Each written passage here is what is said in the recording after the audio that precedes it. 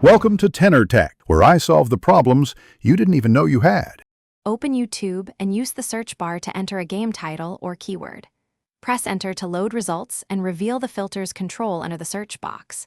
Click Filters once to expand drop-downs that show upload date, type, and features. Each drop-down groups relevant choices so you can narrow results quickly. Use filters whenever you want only gameplay, reviews, or live streams for one game. Choose upload date options like last hour, today, or this week to narrow recency. Select type choices such as video, channel, or playlist to refine search results to specific formats.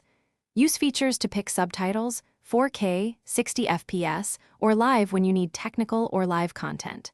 Combine upload date, type, and features to rapidly focus on the exact game content you want to watch or reference.